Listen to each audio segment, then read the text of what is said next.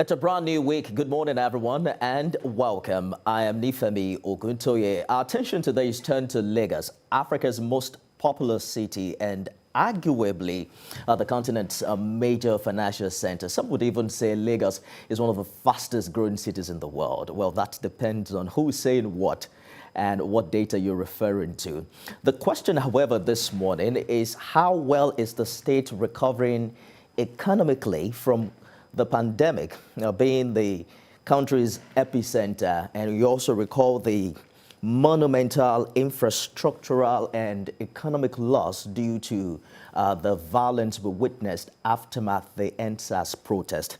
It's a new year, and there's a lot of talk about the new budget and the direction economically for Lagos State.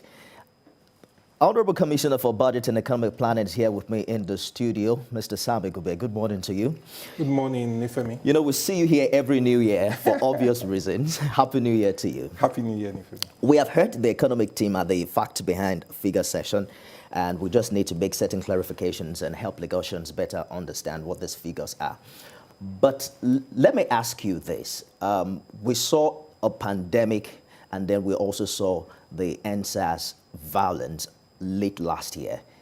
In your opinion, which one had more adverse effect economically on Lagos? We'll say that they both had effects in different ways. You can talk about financial effects, but I think that the biggest effect were the effect it had on the minds of our people. And in therefore trying to steer the economy into course. Right? It's important that we do not forget that the human capital, our people, do matter. And therefore, whether we are doing infrastructures or whatever we're doing, we must have fallouts that rub very heavily on our human capital development. It was a rude shock, and you know, with time we'll talk about whether or not we have identified what really caused that violence, because some would say that wasn't the EndSars protest, and then others would say Lagos did not even deserve that because we saw the governor himself joined the protest, met the president, you know, with the demands and all of that. But we'll talk about that in the course of the program. Let's begin with a review of the 2020 budget. It was revised downwards by 21% from 1.169 trillion to 920.5 billion. We were told that there was a 10% reduction in recurrent expenditure, a 24% reduction in capital expenditure. But how much setback did that bring to the execution of projects in the outgone year? Okay, so when your budget goes down by 240 billion, it will give you a setback of 240 billion. However, in terms of broad strategy, we've always known that the budget alone will not finance the infrastructure gap or the people requirement in Lagos. And therefore, there are other initiatives around our public-private partnership initiatives that then line up on top of that to save the day. So yes, it was a 240 billion setback. But like I always say, if you look at that setback just in the monetary term as I've defined it, we might lose the plot, right? It's about what it did to our people. It's about what the lockdown did to their production, to their productivity.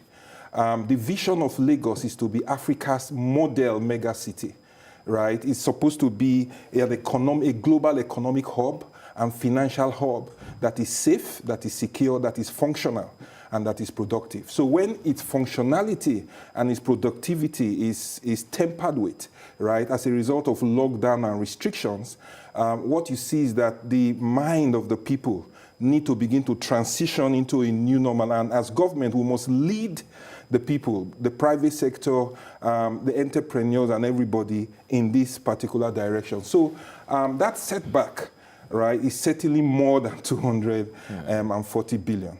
So when you say Lagos State achieved a revenue performance of 93% in the outgone year, what are you referring to? The revised figure, is it 93% of the revised targeted revenue? Certainly. And what figure is that precisely? That is 812 billion. Okay. Became the new revenue expectation for Lagos State, and we did about 93% of that. Where did most of that money come from? A lot of that money also, interestingly, came out of our internally generated revenue. Also, we're extremely more conservative than what came out of federal transfer. Okay. Because when the heat came on crude oil prices, productivity everywhere will affect VAT. Production also was being affected because COVID did not just affect people's inability to produce or energy usage worldwide. It also means that people could not be on the platform and the oil rigs continue to do their work. So you had a big challenge on the rate side and you had a big challenge on the production side. Let's look at how that revenue fared compared to the previous budget, because you were quoted to have said last year that despite COVID, Lagos raked in more revenue in the first quarter than it did in 2019. Well, Lagos is constantly growing, right? And when you talk about the first quarter, don't forget that the effect of COVID, you won't see a lot of it in the first quarter. And therefore, the performance of the first quarter actually outperformed our expectation. But generally speaking, we then haven't looked at where the economy was going, the amount of depression, the amount of decline that we're going to be seeing in our production. It was the reason why we reviewed downwards our expectation by 24%. So we apparently didn't make as much money as we did in 2019. No, we did 112 was the budget, and we did 93% of that. Okay, I'm saying so that it's certainly more than what we would have done in 2019. Don't forget that irrespective of all that's happening, there's a general, you have inflation, prices of things are going up, and therefore some of the transaction taxes will also still go up. You didn't see a lot of its impact on VAT because VAT will be affected on both sides, which cancels out, right? But clearly on things like pay, as people begin to drop their people, right, you begin to see that there might be some challenges in your PAYE income taxations. As of December last year, you had recorded 77% performance in the capital expenditure. I'm talking about the third quarter of 2020. And then I think that brought a lot of excitement because you were eyeing a performance level of 90%. You were not able to achieve that, did you? No, we didn't. But we got over 85%. Okay. Which you consider a pass mark? It's actually excellent. I think in any school you go, over 80% is an A alpha. It's Lagos after all. And this is Lagos, so we must lead at all times. So the 2021 budget, what you have called the budget of rekindled hope, from 1.162 trillion, okay, that was the official figure for last year. We've seen 1.163 being the projected figure for 2021. We're looking at an upward review of about 100 billion from last year. Okay. Prior to the downward review. Yeah. How huge a significance is that? It's actually very significant, right? And it speaks to the uniqueness of this budget. One of the things about this budget is that it actually shows, right, the amount of participation of the people of Lagos, because the budget didn't come from the sky. There was a lot of consultative fora, both by us, working with the senatorial district and the people, and even the House of Assembly, right? It speaks to the audacity of our aspiration, right? That we can dream despite the headwinds of the pandemic. We can get back and aspire for a 1.164 trillion budget. But beyond that, it also shows our determination, and it's the fact that we are going to deliver significantly more than what you will see in the budget, because we are going to be riding all kinds of bespoke financial structures, right, that will be much more than the budget, like what we are doing around our rail lines. You will not see the size of that expenditure because of the way it is structured on the budget. But it speaks to our heightened investments in our youth engagement, because you will see what we are doing with youth engagement in sports and in technology, right? It's our continued determination also not to leave anybody, any community behind. So what we started in our ward intervention will continue in terms of what we begin to do. right, in the communities. But other things that this budget tends to say, it tends to demonstrate the teamwork in cabinet and the very fact that bespoke monitoring mechanisms for performance are still intact and are going to drive the performance of this budget. But beyond that, it speaks to a strong cabinet and a strong leadership of Mr. Governor, who will not cow down at the challenges of the pandemic and probably certainly lead us through in the fight to overcome these challenges. Let's look at what this budget is driving at and what it seeks to achieve and highlight of the objectives. But particularly, I'm also concerned about how much buffer it has now, given the experience in 2020. We didn't see the pandemic coming, at least to the point, we did not envisage that by 2020, Lagos was going to be the epicenter and that our health infrastructure was going to be burdened. And then we also did not envisage the violence that rocked in the final part of the year. So I'm looking at the objectives of this new budget vis-a-vis the allowance for another shock in the new year.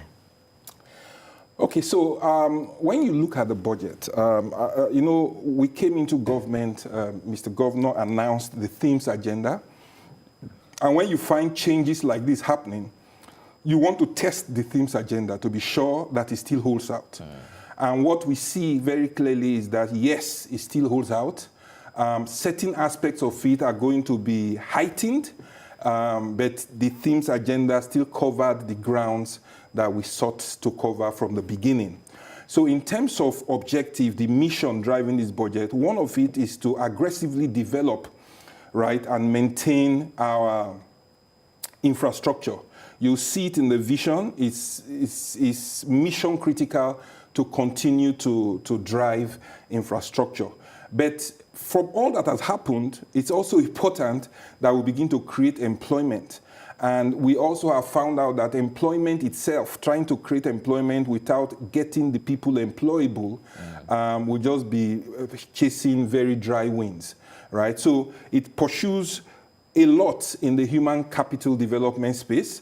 But we also see, like I said, in terms of the uniqueness of the budget, that in doing all of this at all time, you must keep the people participating.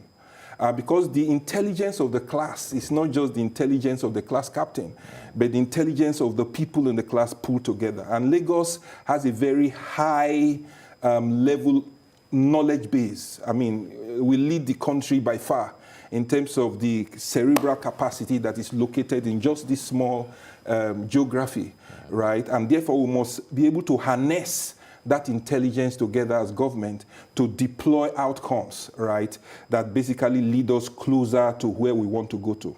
But we feel also that as you deal with the youth, right, in sports and all that, technology has become a core of what we do.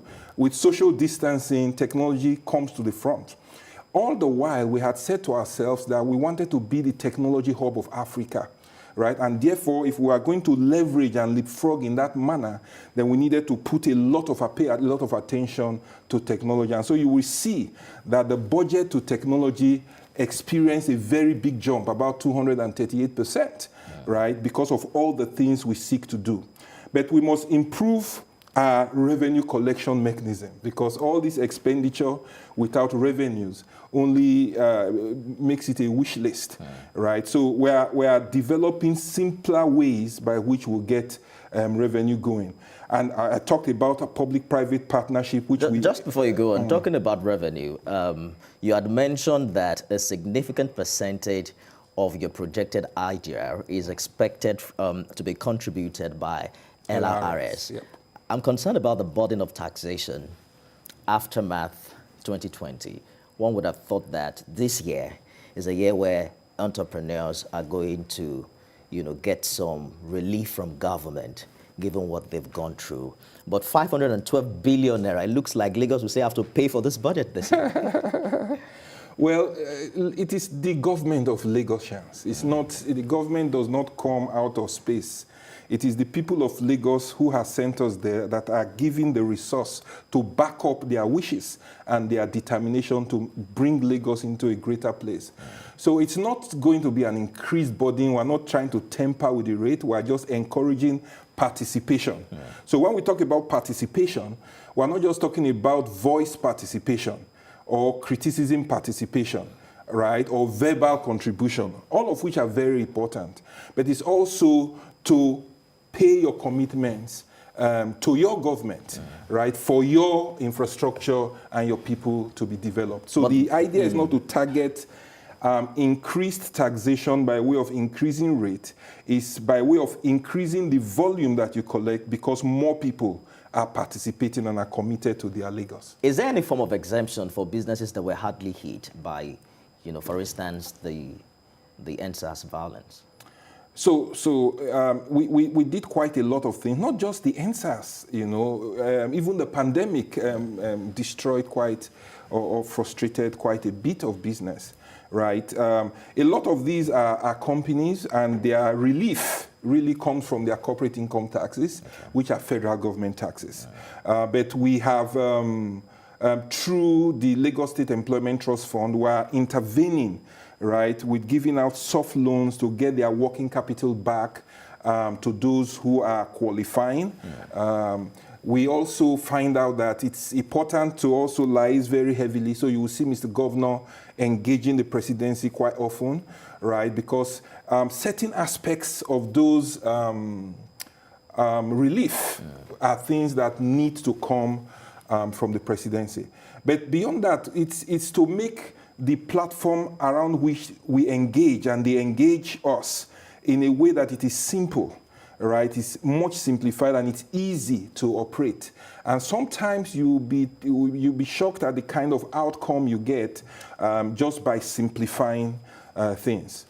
Again, we see a relatively moderate recurrent expenditure, 60% of the total budget size earmarked for capital expenditure. As a matter of fact, that's an improvement on what we saw last year at 55 to 45 ratio. That's very impressive, relative to what the federal government is doing.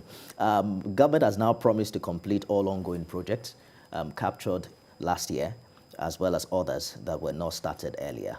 But let's talk about the major projects captured in this report, in this project. Particularly, I want us to begin with road projects, because Lagosians are concerned about certain projects that have just tarried for too long. And they're wondering, what is the hope that things will get better in 2021? Well, things will always get better all the time. When you look at our engagement in the transport sector, you see that it is significant. First of all, we triggered off the red line, right? And that red line project, right, is a significant one. There are very few, if any, subnational around the world that undertakes a rail project. We reached financial close late last year, and the project will be underway. When that project is complete, right, it will change the lives of people in using that whole line. It will move about 22.5 million people from Agbado all the way to Egube. It's going to save travel time from about 2 hours to 45 minutes. Is that the magic wand for the traffic in Lagos? Well, it must be. You do not have a mega city without a thriving rail system. It's just that investing in rail is very significant. That particular rail line will have about 8 train stations. It will have 10 bridges, overpass bridges. And you know how expensive bridges are. It will have about 13 pedestrian walkways. And those train stations are places where people would like to gather, sit. It's going to be a concourse of some sort, right? What's the lifespan of the project? The project, we expect it to come on maybe early 2023 or late 2022. All right, so what other projects, major road projects are we looking at? So there are a lot. These projects are projects that span a lot of time. Okay. So you found out that we did quite a bit of renewal in the Koi Victoria Island axis, where we did over 24 kilometers worth of road, and it's still ongoing, right? You see roads like Thompson, you see those like Adeyemo, Alakija, right, all around there. Then if you go further, if you go to the K2 area, right, the Koshofe area, you see us doing things like the Demorin Road, and then quite a lot happening in the Korodu area, right? We're talking about roads like Igbogbo, Ijede, Agric-Ishawa road that is going on. In the Egube side, you see us completing the Egube road. Will it be completed this year? The Egube cinema, Yes. it will be completed this quarter. This quarter? Not just this year. Wow, okay. Right? And we see it. I mean, sitting from where I sit, driving, monitoring, and evaluation, we know for sure that it will be completed. I've visited it, Mr. Governor has visited it, and we know that will happen. In the Alimosho area, we're undertaking roads like Ishuti, right, and other roads. So it's spread all over Lagos, right, in terms of road infrastructure. But the road is not all, right? You have to then begin to look at what we are doing in the schools, right? In the schools, almost 568 schools were, classrooms were delivered, right? And 1,568 bed hostels were delivered. We also supplied about furnishing to about 220,000 students. Beyond that, like I said, we are deploying technology, right? Because technology is the new way going forward. And we are putting devices to our EcoExcel program in the hands of 9,000 teachers, which we are training to aid standardization and proficiency and then the outcomes that we see.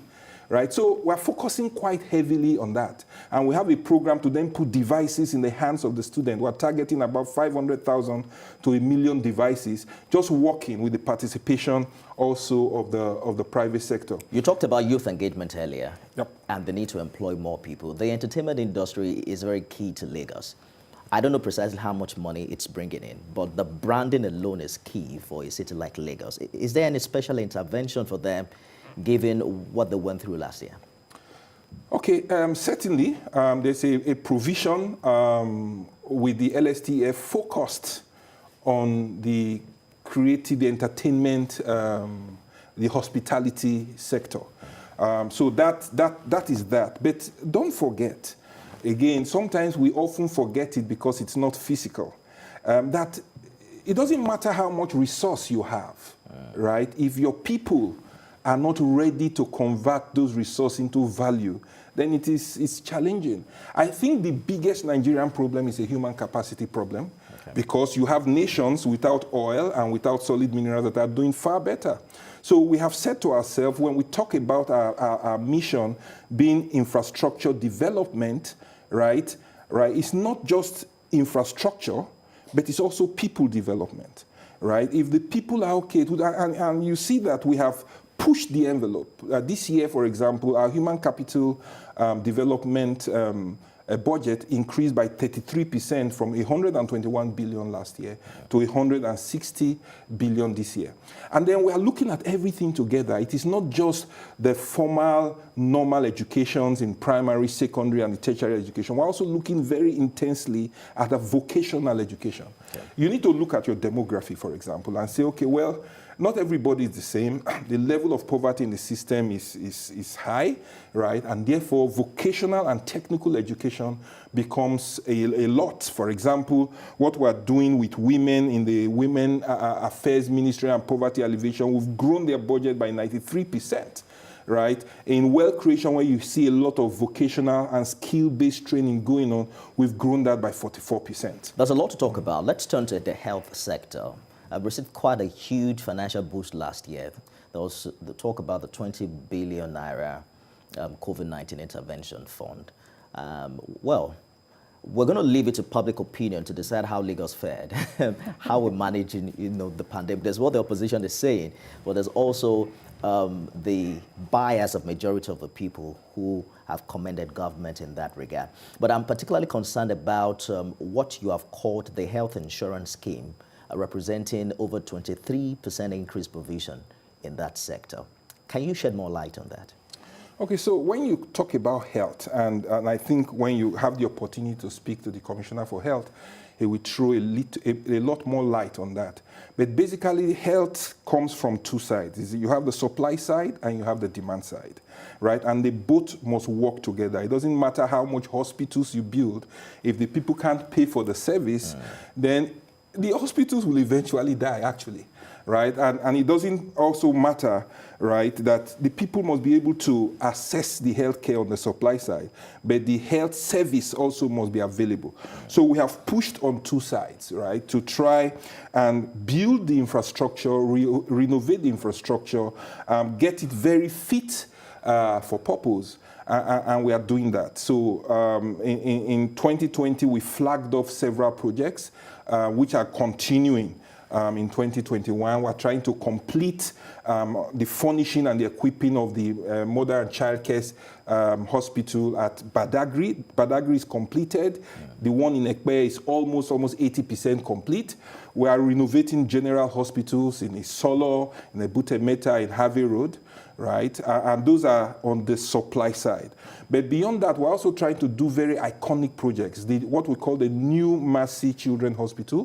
When it is finished, it's going to be the largest in sub-Saharan Africa. Now, I'm talking of mother and child, I'm talking of children. So those are specialist hospitals, right? The idea is to make Lagos that place where you go to, right? But in terms of trying to respond, we are also committed, and we are building the Lagos State Infectious Disease Center. It will be one of its kind. We carry that responsibility that we must lead the country in every regard, right? And that will be happening also in Yaba. Lagos has the highest infection burden from COVID-19 currently in Nigeria. There's a lot of talks about the vaccination program of the federal government. We're told that the priority for the federal government is the infection rate rather than the actual number of people who have been infected. So on the table, I think Lagos is next to Kano, for instance, in that regard. But is there a special provision for acquiring vaccines in this budget, or Lagos is relying on the federal government to make that happen? If you heard the federal minister of finance talk, you will see that the federal government has not provided deliberately for vaccines. It's still unclear, right? The whole idea of the vaccines coming into the system came quite ahead or quite behind the budgeting process. So the truth is, yes, there are works going on to try and size the requirement and to try and size the mechanisms by which it will be funded, right? There are ways and means by which we could do it. I told you that we could work on a public-private partnership basis to get things funded. And all of those kind of conversations are going on. And certainly, we will come out with very definitive modus operandi when these do occur. Sam Egube is the Commissioner for Budget and Economic Planning in Lagos. We're going to take a short break now. When we return, we'll open the phone lines, and you can also join this conversation via Twitter. It's at TVC News NG. Remember to tag me at Nifemi TVC so I can get all of your comments and your contribution. How much will Lagos be borrowing to fund this budget is part of the things we'll be talking about when we return. And thanks for staying with us. Commissioner for Budget and Economic Planning, Sam Egube, is my guest this morning. Thank you for staying the course on the program. Thank you very much, Nifemi. All right, so you're a member of the board of the Lagos Review Trust Fund. We believe the task is to rebuild and upgrade public infrastructure that were destroyed last year. But part of the board's responsibility is also getting detailed cost of restructuring and rebuilding of destroyed monuments.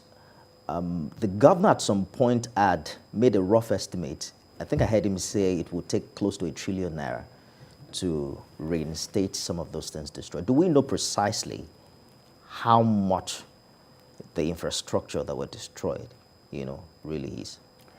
Well, I think there's still a lot of work going on in that regard. When things get destroyed or get impacted on, there's a lot of integrity tests that must go on as to know whether you need to bring them all down or whether you can still work with those particular structure. It's our dream also not to just build back, but to build better. And therefore, there will be a lot of work going on in terms of assessment and then design, right, in trying to establish the quantities. But beyond that, also the organization that the trust fund will be driving is an organization that is based very squarely on trust and the people's trust, basically. Is there a time frame for the board's operation? Well, in the first instance, it's 2 years. Okay. It may be renewed in terms of its life, but we are focused first on what we have that is certain. Part of the board's priority would also be to advise state government on most critical assets to prioritize and identify emergency response service critically needed. So there's this bigger axis that I take every day, and the burnt BRT buses are there. Some say government kept it there to remind the people what happens when you burn government property. And then, unfortunately today you needed to see, the people is just by that property waiting for buses to take them to work. I'm wondering what have you decided on what your priority would be as regards which infrastructure to work on first in this regard? Okay, so that is what is going on right now. There must be some quick wins and some progress. So, I mean, for example, when traffic lights are knocked down, you immediately feel it in the chaos that comes as a result. So things like traffic light are things that can be very quick wins that we can undertake. But, it's also important that you understand what the chaos did. And when you talk about assets, one of our biggest assets is our people. It's our people, and which is why you see when I say there's a heightened attention for youth engagement, reorientation of our people. These assets are ours, and we don't really need to leave them there to remind our people. When we find challenges in just moving from one place to the other because they are not there, we can feel it. And we don't need to teach our people a lesson by showing them. The lesson has been learned. It's for all of us. We all feel the pain. We all groan under the burden of what those things do represent. But we, like Mr. Governor had said, we will rebuild back, we will rebuild strong. We have a lot of people showing interest in committing to support the rebuild effort. Lagos State itself would make some commitments in terms of seed to that effort, which is in the budget. But I think it is to gather our people, is to gather the minds of our people to say, these are our assets, let's rebuild together. So rebuilding for me is not even the biggest challenge. It is Lagos after all. I mean, Lagos has the money to rebuild. But we can't talk about true healing, truly healing the wounds of the crisis without first identifying the root cause. Because some would say, those guys were not the same guys who protested to EndSars. Do we know? So I have seen the Judicial Panel of Inquiry, looking into cases of abuse, by the Nigerian police. But do we know who unleashed this mayhem and for what purpose? Because we can rebuild, and God forbid it happens again. Okay, so that panel is working, and the scope of the panel involves all of this, right? From our point of view, what we see is we see the outcomes. We see what has happened to us. Not only what has happened to us in terms of physical assets, we are seeing what is happening to us in terms of our people, right? And from those outcomes, right, we can begin to quickly direct resources and direct the mind share of our people. Don't forget, I always say, at the heart of the way this government runs is citizens' participation. They are our people, they are our mothers, they are our brothers, our sisters, right, that have been affected, right? And we are not disconnected from that, right? And that is why, if you notice from the beginning of the interview, I kept saying, it's the human capital, the people. How do we reorient them? How do we engage them, right? The budget for youth engagement, for example, alone for sports moved up by 58%. I see to that. just get people coming together again, interacting and doing things. But we also have a huge increase on the technology side, which is really a youth play. Absolutely. At the same time. Right. I see that the Rebuild Lagos project is also captured in the 2021 budget. How much is allocated to this? But precisely, I'm also concerned about the fact that the governor mentioned that the government welcomes support from individuals and corporate organizations. Is there a system, through which all of these funds come in as support to Lagos at this time? So that platform is the Rebuild Lagos Trust Fund, which allows everybody to participate. It is our Lagos, and so we must participate. And it's not just everybody participating, but the government will participate as well. That is the reason why the government has its provision in the budget to participate. How much have you budgeted for it? In the budget, it's about 15 billion that has been budgeted. Let me hold you for a minute. Well, 15 million is a far cry from 1 trillion. Yeah, but so it's not, when you look at the size of the people of Lagos and what Lagos can do, if you look at the GDP of Lagos and look at what the stakeholders of Lagos can do and those in the diaspora, then what you will say to yourself is that Lagos is capable. Absolutely. Let's take George's call from Ikeja. Good morning, George. Good morning, Nifemi. Good morning. Nifemi, I must commend Lagos State for this very ambitious budget. But I have two questions for the Honorable Commissioner. In the compensation effort of the EndSars tragedy, I want to ask the Commissioner, is there a budget to the repairs of TVC? TVC, I remember, is the largest private infrastructure that was destroyed during that crisis. I don't know whether... George, can you come again? Which infrastructure are you referring to? The GTP? The TVC station. Okay. That was burnt down. So other casualties were mainly government establishments, government property. I want to know whether in their plan for compensating, whether TVC is also there. That's number one. The second question I have for him is about the Fort Mainland Bridge. I heard that the Lagos State government is listing people that will be vying for that contract. Is the federal government going to confirm it, or is going to be solely done by Lagos State government? I'm asking this question because the Fort Mainland Bridge essentially should have been a federal government project, being a trunk A project. So I want to know whether Lagos State is going to single-handedly fund it, or federal government is going to be funding it in conjunction with Lagos State government.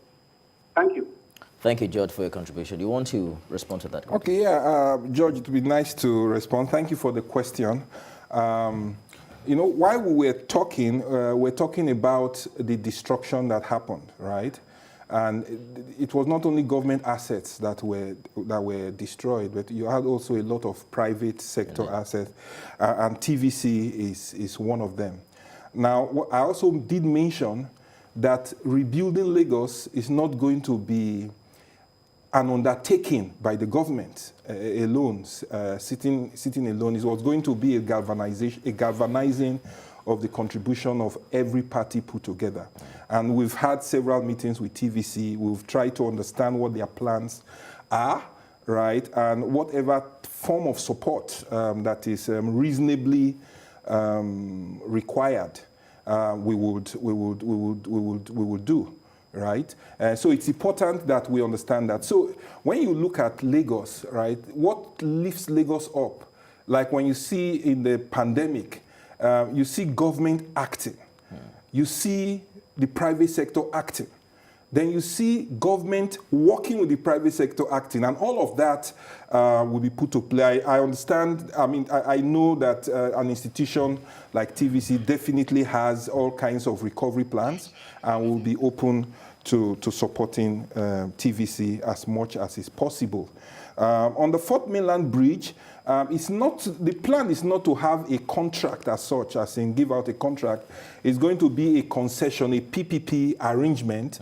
It's not an arrangement that will be done by the federal government. It's going to be driven very heavily by the private sector. And you know, we had continued, we took out an expression of interest, and it has come down from about 30 down to about 6. And so there's a lot of impact assessment work going on right now. And we believe we will get the best-in-class partner to carry that bridge through. Well, let's take Joshua's call. He's called in from neighboring Ogun. Good morning, Joshua. Good morning to the Honorable Commissioner. Lagos State is well endowed. We all know about it. And Lagos is providing the example for the country. and I expect them to do certain things differently from the way other people do them. I am happy that the commissioner is emphasizing human capital development. This is so good. It touches me that he knows exactly what he's talking about and what the state is doing. Human capital development is going to solve a lot of problems, because I'm concerned that the rate at which infrastructures are being put in place, are we building human beings in that same manner? If we are not, those infrastructures will be destroyed by the people. So the human capital development is sacrosanct. If we are not moving in that direction, we're probably not just going anywhere. That's what is going to make me maybe address the issue of EndSars not repeating itself. Lagos State should put remedies in place, or should be proactive, that the state needs much more than just a little bit of security. There's a special program that should protect the infrastructure of the state. And finally, Lagos State, I want to appeal to that state. Lagos State, remember Ogun State.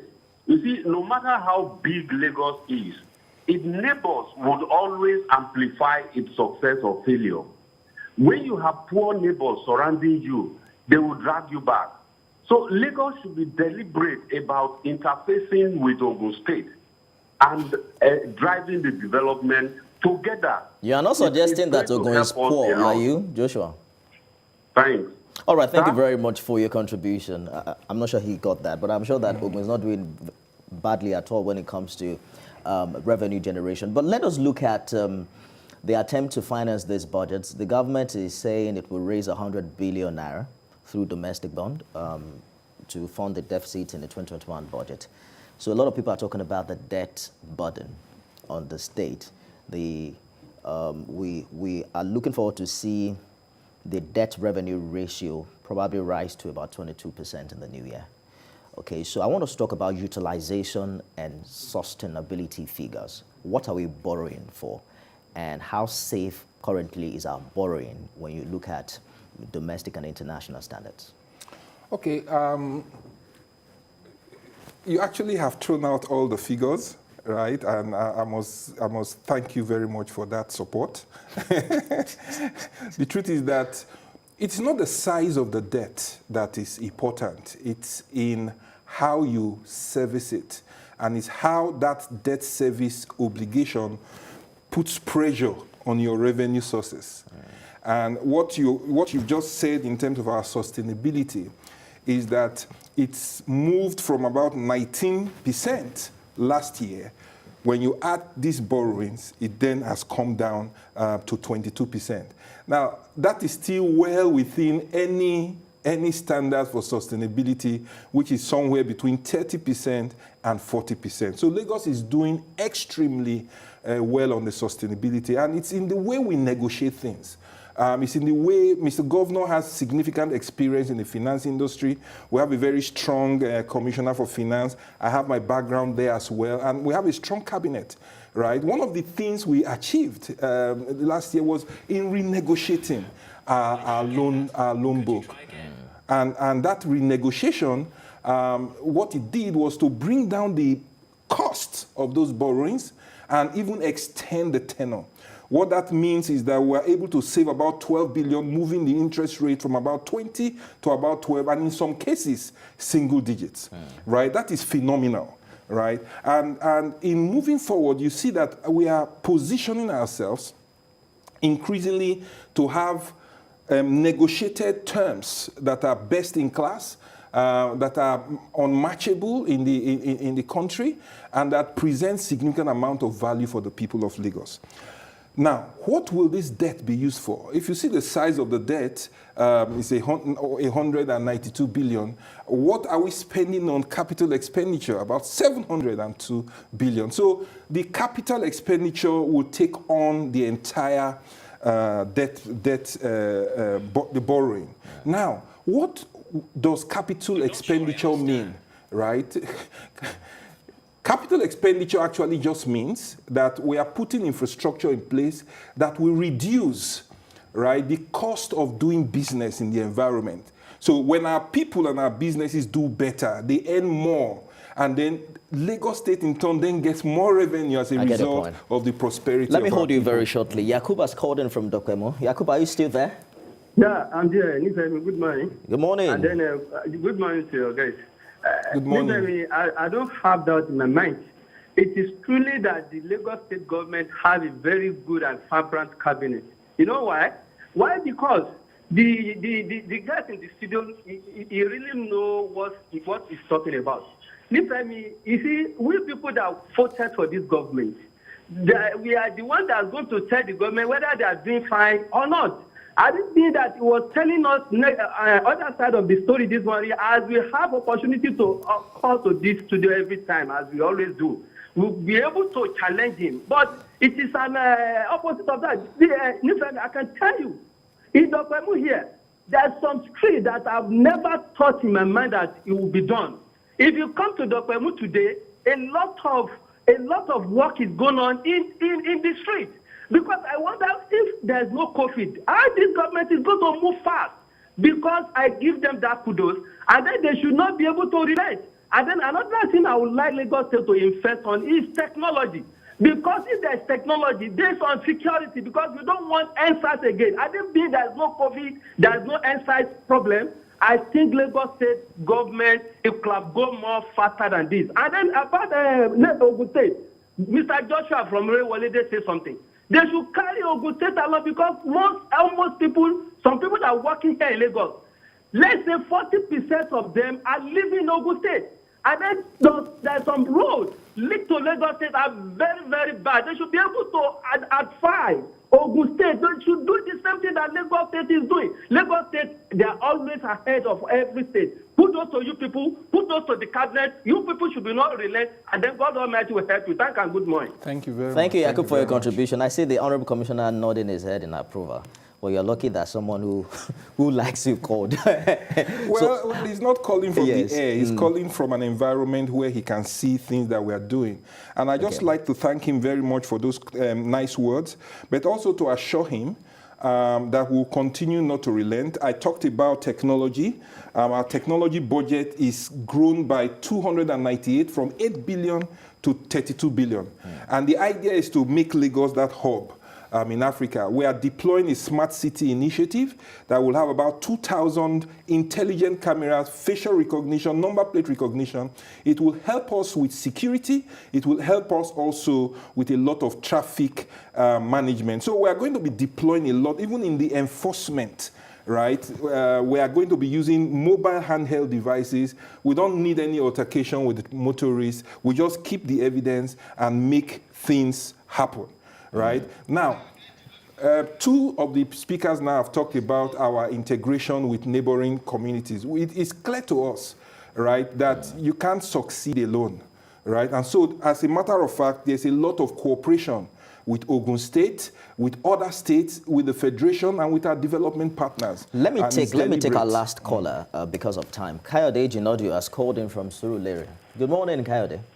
Good morning, Nick. Good morning. You have a few seconds. I'm terrific. Please go ahead. Yeah, please, I'll quickly rush it and talk to the Honorable Commissioner for Budget. My question is very simple, because I'm a member of Last Quota in Lagos State. Last Quota meaning Lagos State Council of Tradesmen and Artisans.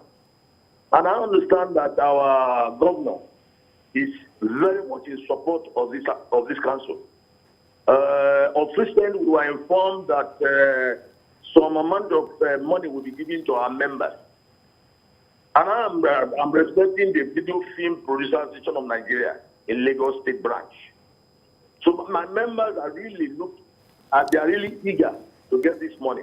We understand about 30,000. All right, Mr. Kayode, let the commissioner respond to you very quickly, because we have to go now. I think he's wondering where's the money and how soon will it get to him? I think what he's saying is that Mr. Governor has made a promise. Will it happen? If Mr. Governor says anything, it will happen. All right. So he should just be assured of the idea that whatever promise Mr. Governor has made, it will be met. We have to leave it there. A big thank you to you. I'm hoping that you have time to come again in the course of the year and check with those figures, and hopefully The second wave is not going to take us back If you to where we promise were to in be 2020. this nice. Oh, absolutely. I'm always nice on the show. Thank you so much for coming. Thank you very much. Honorable Infinite. Commissioner for Budget and Economic Planning, Sam Egube. It's good to have you on the program always. That's our show today. I'll be back tomorrow, God willing. And we're counting down for Uncle Yori to be back on the show, so get ready. He will soon return on this platform. See you again tomorrow. God bless now.